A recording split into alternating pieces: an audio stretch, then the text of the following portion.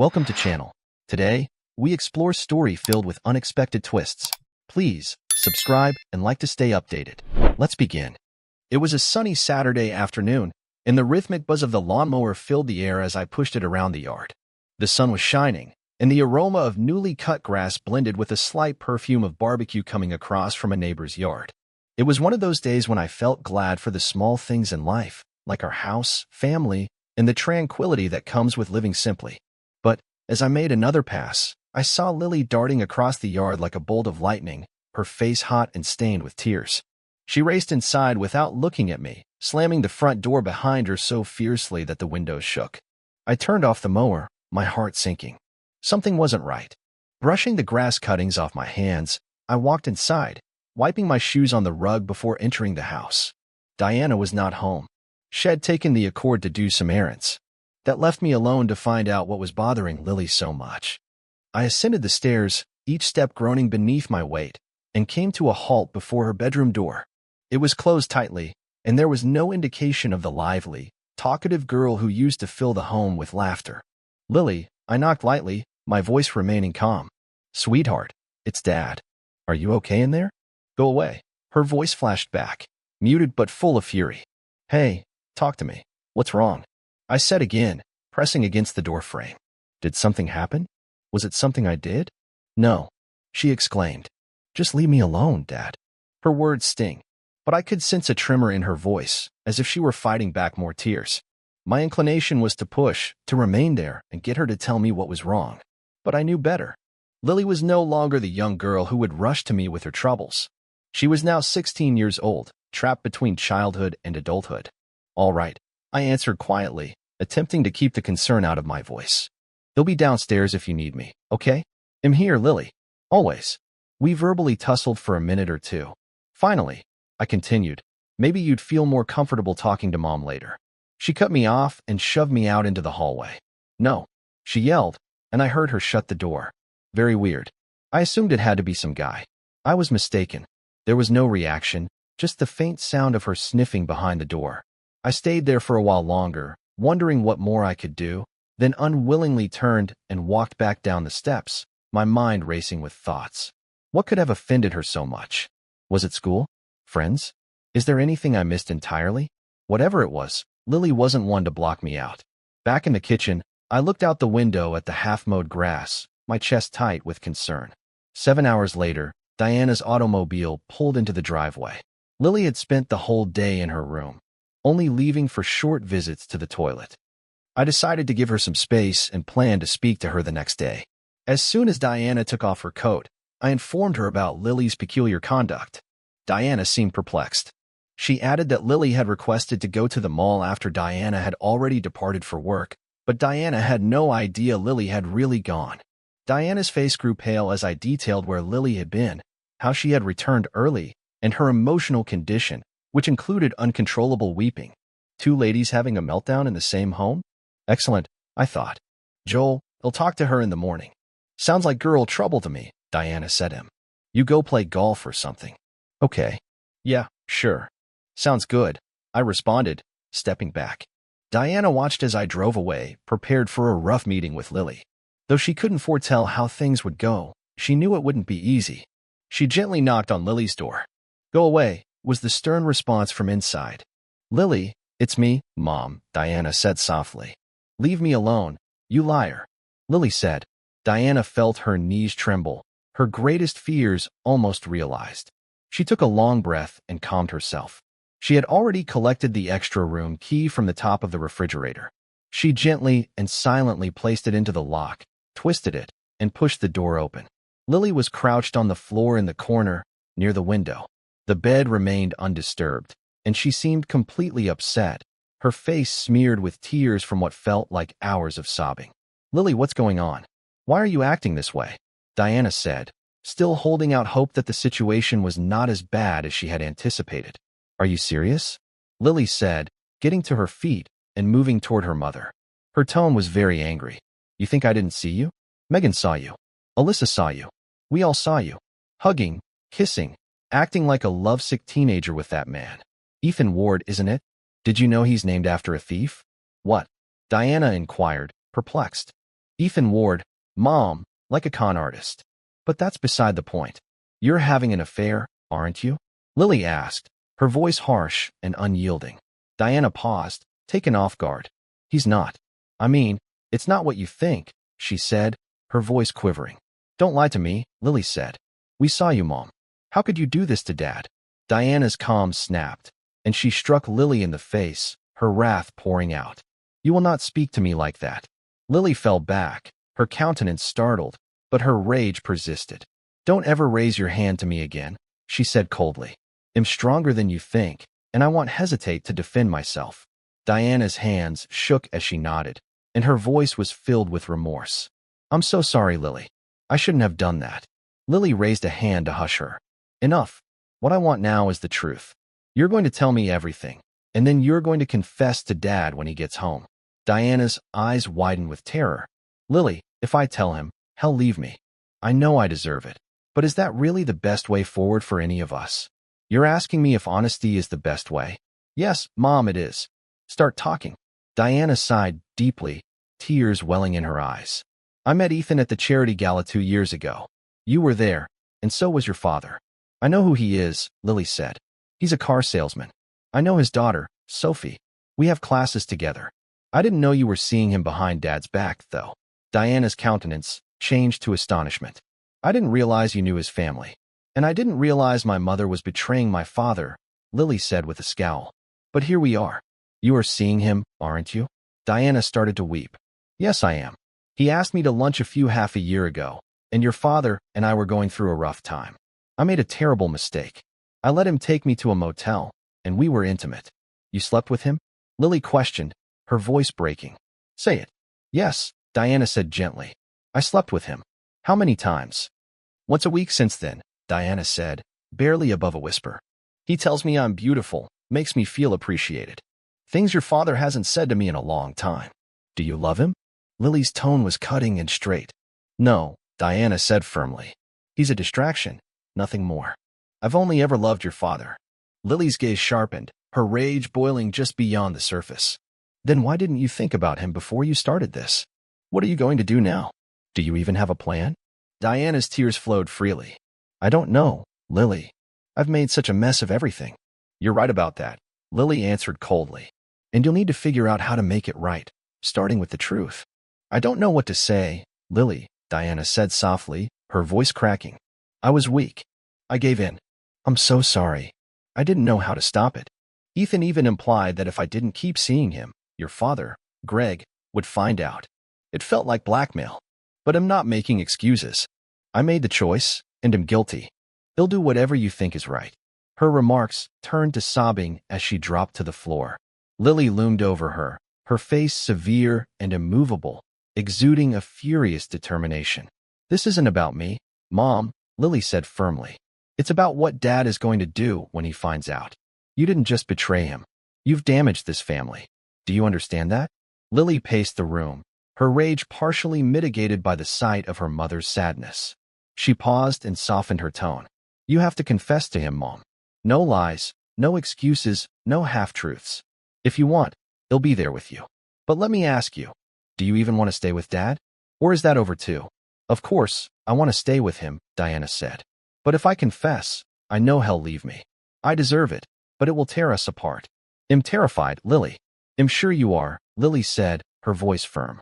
She sat next to her mother and put a hand on her shoulder. But you have to tell him everything. The truth, Mom. All of it. Diana nodded faintly. One more thing, Lily said, her tone stern again. And it has to be the truth. Have there been others? Don't lie to me. Diana's tears intensified, and Lily paled as the reality dawned. How many? Lily inquired gently. 2, Diana said, barely audible. Lily closed her eyes, her face filled with dismay. This is worse than I thought, she remarked. Dad is going to be devastated. And honestly, Mom, I don't even know what to say to you anymore. Diana gazed up at her daughter and saw not just wrath, but also power and resolve beyond her years. Diana saw Lily as the tough lady she was becoming, demanding honesty and responsibility. I'll tell him, Diana said quietly. I'll tell him everything. I returned home that evening, still worrying about the grass I hadn't completed mowing. The home was quieter than normal, but but I didn't notice until I walked into the kitchen and saw Diana waiting for me. She sat at the table, her fists clasped, her eyes red and puffy. I felt a knot grow in my throat instantly. "Greg, we need to talk," she whispered quietly, her voice already breaking. I grimaced and placed my keys on the counter. "What's going on?" My heart plummeted as she glanced up at me, tears in her eyes. "I've done something unforgivable." "What are you talking about?" I said, my stomach knotting as a sensation of dread gripped me. Diana breathed hard, attempting to stabilize herself, but her tears spilled over. "I've been having an affair." The word struck me like a blow in the stomach. For a minute, I stood there, gazing at her, as if she had spoken in a language I didn't comprehend. "What?" I eventually choked out. She hesitated, unsuccessfully brushing away her tears. "It started half a year ago. I was weak, Greg. I was lonely. I felt unappreciated, and I made the worst mistake of my life." "You've got to be kidding me," I exclaimed, my voice rising. "You're telling me this now? After months? Why now, Diana?" She looked up the stairs, her face filled with remorse. "Lily. Lily saw me today. She knows. She confronted me, and I couldn't lie to her." "So you're only telling me because you got caught?" I said, my voice firm. "Not because you felt guilty or thought I deserved the truth." "Unbelievable." Diana cried more, but I was too enraged to care. "Greg, I'm so sorry. I love you. I don't want to lose you. Please. They'll do anything. Anything to fix this." "Fix this?" I said, laughing cruelly. "You don't fix a marriage by betraying your spouse, Diana. You don't fix it by sleeping with someone else." "Dad, please stop," a voice said from behind me. I turned to find Lily standing at the doorway, her eyes red and determined. "Mom told you the truth. She knows she messed up. You have to forgive her." "Forgive her?" I questioned incredulously. "Lily, she didn't confess because she wanted to make things right. She confessed because you caught her. There's a big difference." "Maybe, but she's sorry," Lily asserted, moving closer. "If you don't forgive her, this family will fall apart. Do you really want that?" "I didn't break this family, Lily," I said, my voice hard. "Your mother did. And I'll tell you something else. Forgiveness isn't something you can demand. It has to be earned." "Dad," Lily said, her voice shaking. "If you don't forgive her, I'll leave. I'll run away. I can't live in a house where there's so much hate." Her comments made me pause in my tracks. "Lily, don't do this," I advised. "You don't understand how deep this cuts. Your mother didn't just cheat on me. She destroyed the trust we had. She made vows to me, and she broke them. That doesn't just go away because she says she's sorry." "Dad, you're being stubborn," Lily said. "People make mistakes. You always taught me to forgive others." "Some mistakes are bigger than others," I said, my voice tightening. "And some mistakes show who a person really is. Once a cheater, always a cheater." The weeks after Diana's revelation were nothing short of agony. The air within the home was heavy with anxiety. Every discussion was forced and clipped. I was out late most evenings, either wandering aimlessly or nursing a drink at the bar. Diana attempted to bridge the distance, but I could not look at her without feeling the weight of her treachery. One night at the pub, while I was finishing my second whiskey, Rick, the bartender, leaned over. "Greg, I don't know if you want to hear this, but you should know." "Know what?" I inquired, already braced for the worst. "It's about Ethan," he continued, his voice low. "He's been running his mouth." "Bragging about?" "Well, about banging your wife." The glass in my hand froze in the air. "What did you say?" "He's telling anyone who'll listen that he's been, banging Diana," Rick replied nervously. "I assumed you would want to know." Rage swept through me like wildfire. My grasp on the glass tightened, and my knuckles grew white. "Thank you for informing me, Rick," I said, my voice icy cold. I paid my bill and went, my thoughts racing. By the time I arrived home, I had made up my mind. Diana was in the living room folding clothes. She glanced up as I stepped in and knew something was wrong. "What's going on?" she said warily. "Call Nicole," I stated bluntly, without looking at her. "What?" she inquired, her face furrowed. "You heard me. Call Ethan's wife and set up a meeting," I added, my tone stern. "You're going to tell her everything." Her face became pallid. "Greg, I don't care what you think," I said abruptly. "This is happening. If he's going to run his mouth about sleeping with my wife, then you're going to own up to it. Every bit of it. Call her. Now." Diana paused, tears welling up in her eyes, but then agreed. She picked up her phone and phoned Nicole's number. I stood there with my arms folded, listening while the call went through. Hi, Nicole, it's Diana, she said, her voice shaking. I need to talk to you. It's about Ethan. Can you come over tomorrow? It's important. Nicole's voice on the other end sounded confused. Diana looked at me, apprehensive, but I motioned for her to go. It's serious, she said, her voice shaking. Please, just come over. I'll explain everything. Diana hung up after a few seconds and looked at me, begging. She'll be here tomorrow. Good, I said curtly. Get ready to tell her the truth. Nicole came the next day, just after noon. She strolled inside the home, looking apprehensive yet calm. I allowed her into the living room, where Diana was wringing her hands. What's this about? Nicole said, peering between us. Diana's voice was unsteady as she began. Nicole, I need to tell you something. I've been involved with Ethan. I'm so sorry. It was a mistake, and it should never have happened. Nicole's face moved through a quick succession of emotions, amazement, rage, and pain.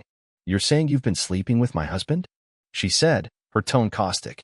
Diana nodded as tears streamed down her cheeks. Yes. I'm so sorry.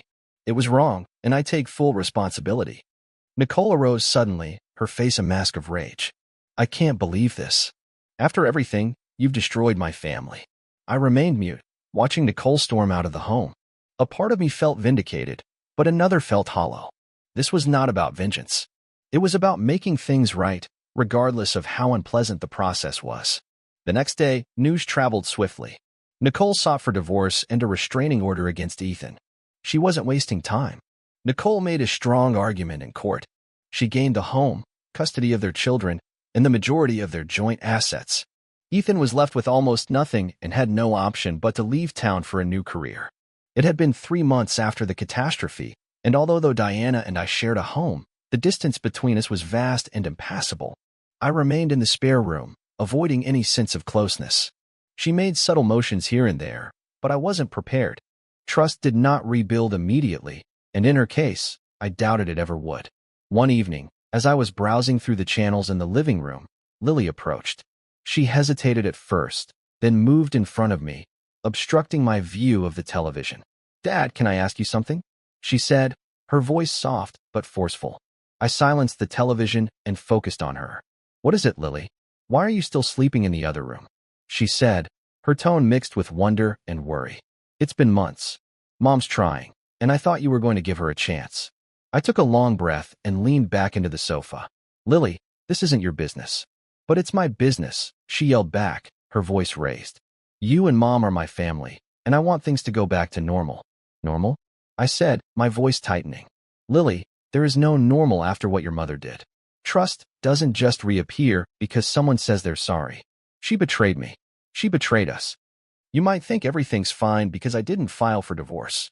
But things are far from fine. Lily's eyes glistened with tears. You're punishing her, Dad. She made a mistake, and she's trying to make up for it. Why can't you forgive her? I rose up, towering over her, my voice strong and uncompromising. I stayed because you forced me to, Lily. You didn't want us to divorce, remember? You got what you wanted. Now stay out of it. Go to your room. Her face crumbled and she fled upstairs in tears. I watched her go, my fury seething yet mixed with remorse. I hated making her weep, but she needed to know that it wasn't as easy as saying, I forgive you. The following day, I met Joel at a cafe where we used to go with our children. When I arrived, he was already sitting at the booth, drinking coffee. He motioned me over, and I took the seat across from him. You look like hell, Joel murmured, his lips twisting into a half-smile. Thanks, I mumbled as I signaled the waitress for coffee. Needed that observation. What's going on, Greg? He said, his tone changing to worry. You've been a ghost these past couple of months. I leaned back and ran a hand through my hair. Where do I even start? Wherever you need to, Joel said, his gaze fixed on me. So I did. I told him everything, from Lily capturing Diana to her coerced confession and Lily's ultimatum, which prevented me from filing for divorce. Joel listened, nodding sometimes, but never interrupting.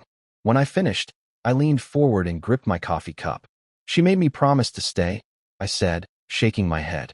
Lily's got this idea that families can survive anything, that love conquers all, or some crap like that. So here I am, in the same house with a woman I can't trust, trying to keep the peace. Joel regarded me for a time before asking, why are you really staying, Greg? Because of Lily? Or because you think there's still something worth saving? I gave a dry chuckle. Because of Lily, I said firmly. She thinks I'm teaching her about forgiveness, about keeping a family together no matter what. But the truth?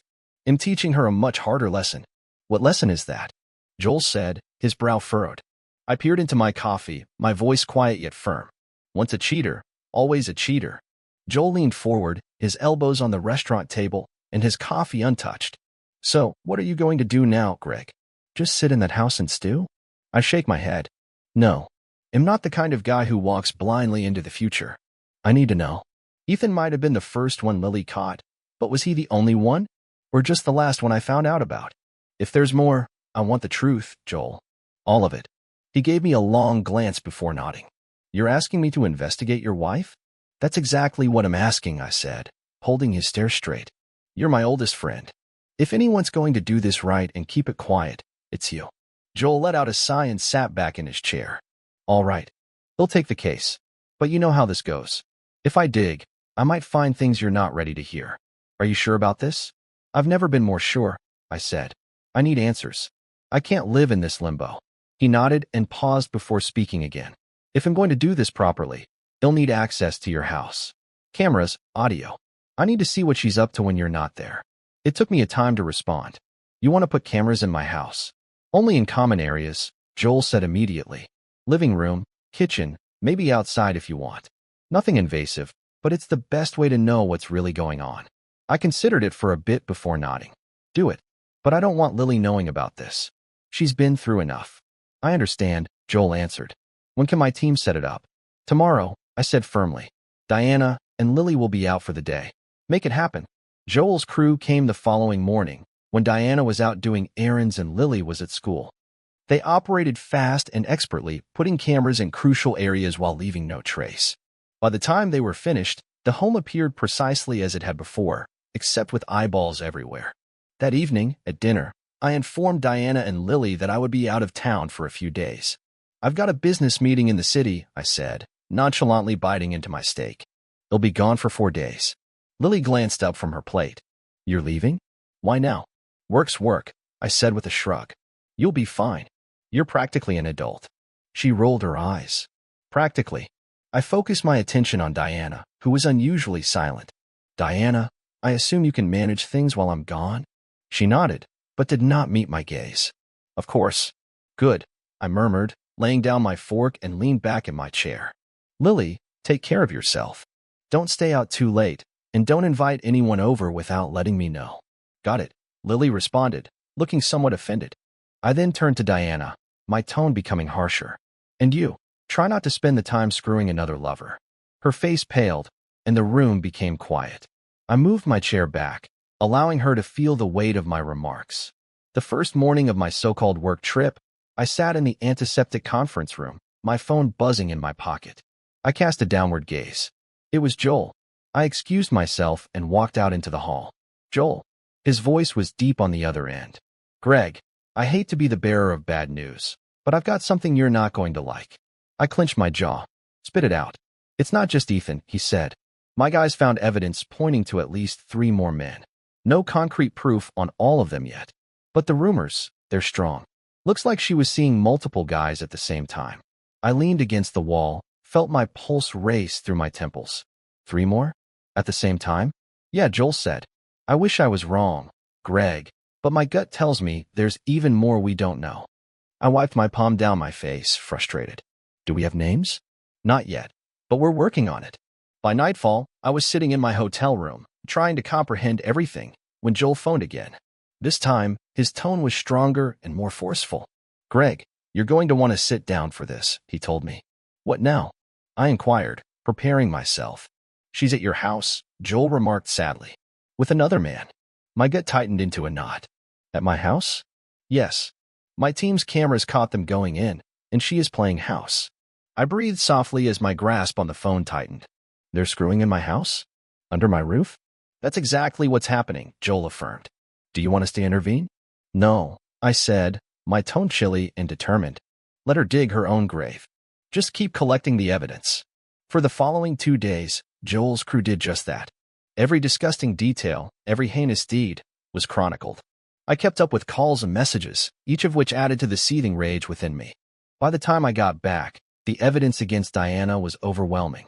I left my luggage by the door, feeling the weight of the last few days push down on me like a thundercloud.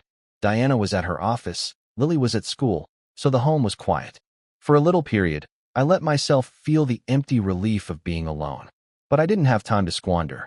I grabbed my keys and went directly to Joel's office. When I stepped in, Joel was already waiting, his demeanor as sad as mine own. "Greg," he said, motioning me to sit. "We've wrapped things up, and it's not pretty." I sat down and leaned forward. "Let's hear it." He gave me a folder. "Diana's been involved with 3 men we've confirmed. Aaron Holt, her co-worker at the office, Kyle Benson, a high school football coach, and Leo Turner, a local auto garage mechanic." I gave a flat, humorless chuckle and shook my head. Quite the variety. Damn, she's really doing her part to keep the community satisfied. Joel smiled gently, but his eyes remained serious.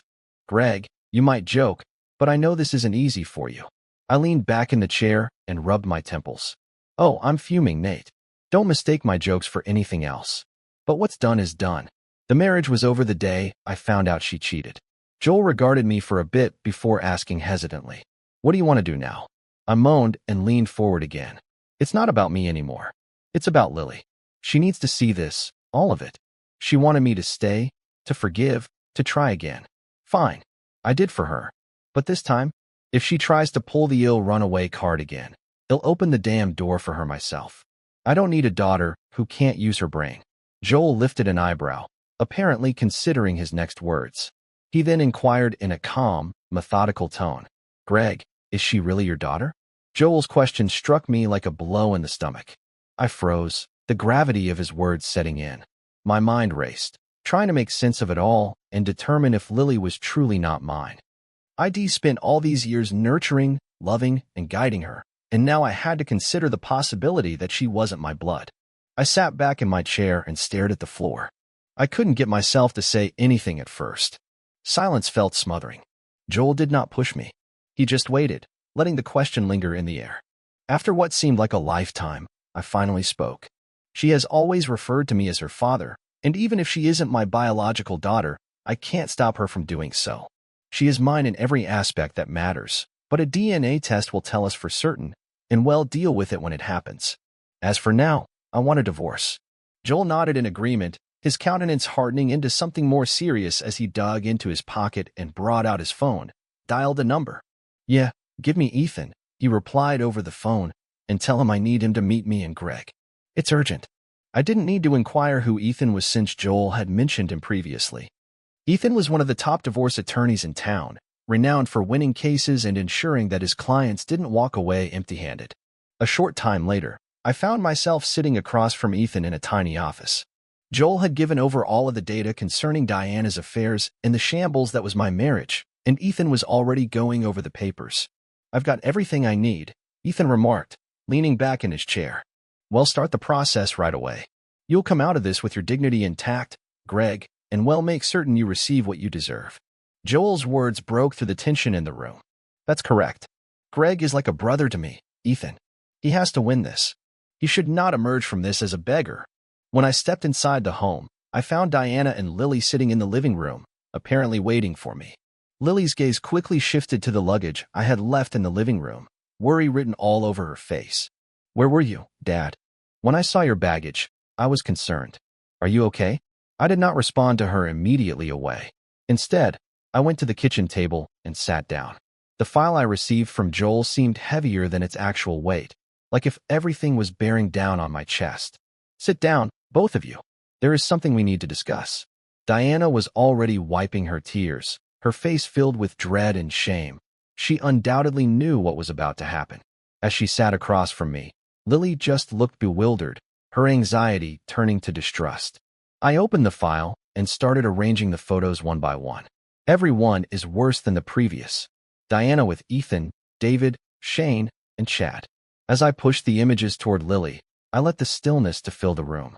She glanced at them, her face becoming pale as she discovered clear evidence of her mother's infidelity. I didn't say anything at first. The photographs spoke for themselves. I finally broke the stillness with a chilly voice. "These photos were obtained from videos filmed during the last 4 days. Lily, your mother, has been seeing these guys behind my back, behind our family's backs. She didn't tell you about them. She only confessed to Ethan because she had been caught. She never said anything about the other three. Diana's cries broke the silence, and her shoulders shook, but I didn't spare her a look. I focused all of my attention on Lily, who sat there transfixed, her face etched with astonishment, her eyes darting from the images to her mother, back to the pictures. I could feel the weight of the stillness in the room as I spoke, each syllable laden with the agony of betrayal. Lily was weeping now, her tears flowing quietly as she sat there, gazing at the photographs before her. I didn't want to break her, but I knew she needed to learn what treachery meant. "Lily," I responded, my voice strong but regretful, "I've already told you. A cheater who has cheated before will continue to cheat. Take this lesson to heart, since it will be with you for the rest of your life. I could have forgiven your mother if it had been a forced situation, if she had been assaulted, or if she had been intoxicated, but she didn't make those excuses. She made a calculated choice and stayed on that path, and even if I forgave her, I would never trust her again. Would you want to spend your whole life terrified that your spouse would sleep with another guy, knowing you can never be certain? That is not a life anyone deserves." I directed my glance to Diana. Her cheeks were smeared with tears, and her hands trembled as she wiped her eyes. I spoke, harsh but necessary. "I do not care why you did it, Diana. I don't care how often you did it or how many partners you had.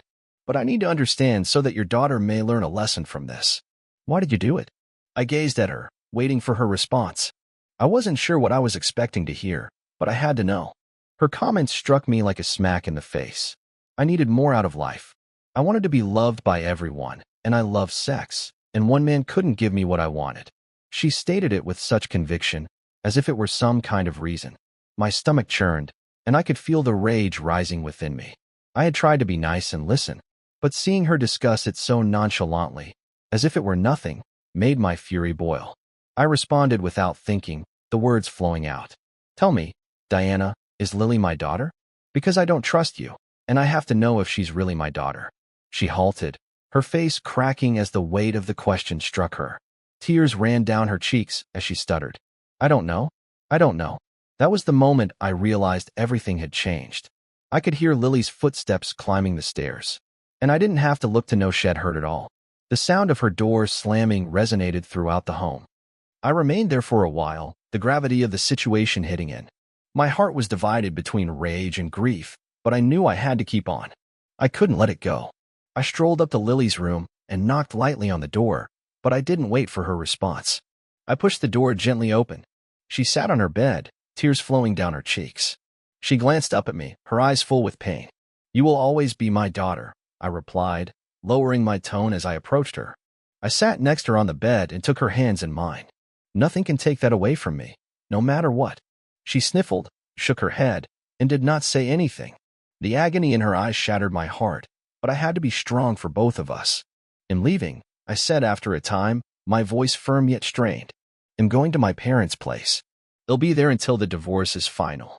You need time. I need time. We both need time to think." I stood up, the weight of the choice sinking in. I proceeded to the closet and collected some of my belongings, trying not to look at Lily again since I did not want to see her hurt.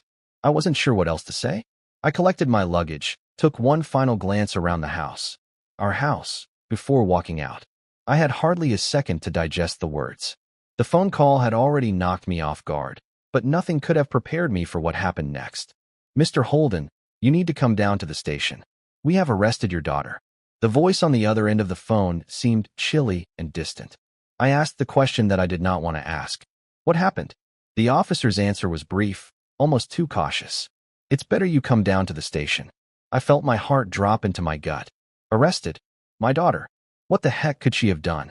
I raced out of the home, excitement coursing through me as I drove to the station.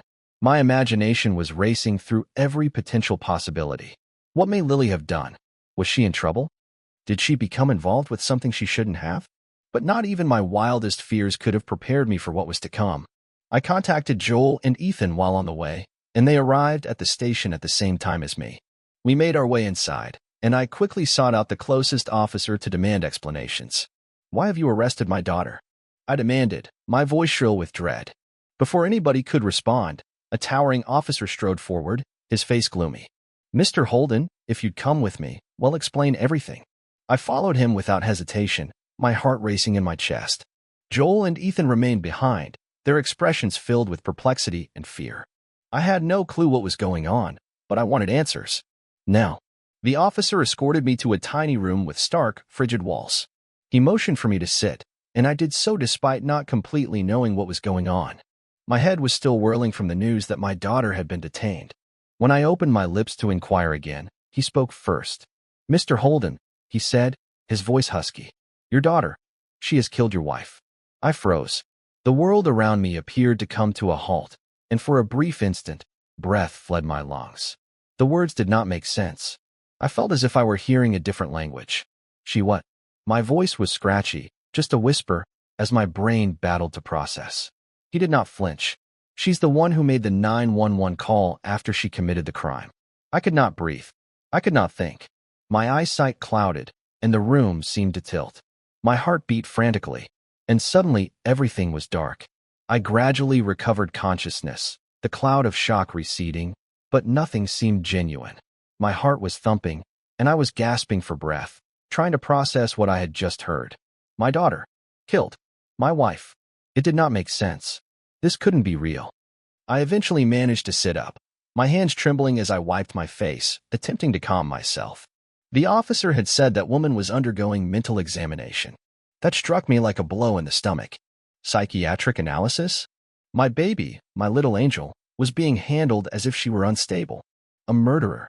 The notion of that, the weight of it, was overwhelming. I needed to know more. I needed to see her. I glanced up at the officer in desperation. "Can I meet my daughter?" I said, my voice shaking with grief. The officer did not hesitate. "She's currently under psychiatric evaluation, Mr. Holden. We believe she is not stable right now. It's part of the process." Not stable. My daughter was not steady. How does this happen? I felt a rush of nausea strike me, but I pushed myself to concentrate. I needed to comprehend. The officer spoke again, his words cool and precise. "When we entered your residence, we discovered your wife in her bed. She had been stabbed many times, and the officer on the scene documented at least 70 unique puncture marks on her body. That demonstrates the killer's intense loathing for the victim. I felt as if the floor had fallen under me. 70 stabbing wounds. Hatred. My intellect was unable to connect the dots. This was not the girl ID raised. This wasn't the girl I knew. Was this all a lie? Was she always concealing something beneath her lovely exterior? The officer hesitated, his gaze searching me for any evidence of emotion, remorse, or knowing. Then he asked, "Was there something wrong in the family, Mr. Holden?" The question hurt. I paused for a bit to collect my thoughts. The reality felt like a huge weight on my chest. Yes, I ended up saying, there was something wrong. We were having problems. My wife, she cheated, and I was planning to file for a divorce. As the words left my lips, I felt the whole weight of the situation fall on me. My wife had died. My daughter had taken her own life, all because of the chaos that had erupted in our household. I wasn't sure what to think anymore. The officer just nodded and added a notation to his file. I could not concentrate on it. I couldn't concentrate on anything other than the disturbing sight of my daughter. My tiny daughter. He is now being referred to as a killer. As I sat in quiet at home, the days seemed like weeks. The sound of my daughter's screaming and the sight of her breakdown pained me. Every second brought me further into the pit of remorse and uncertainty. The day Lily was hauled before the court, I couldn't help but feel the weight of the system on me. They determined she needed to be put in a mental institution based on the evaluator's conclusion that she behaved under extreme mental stress. The court accepted it without debate. The district attorney, who happened to know us personally, did not even challenge it. His daughter was Lily's classmate.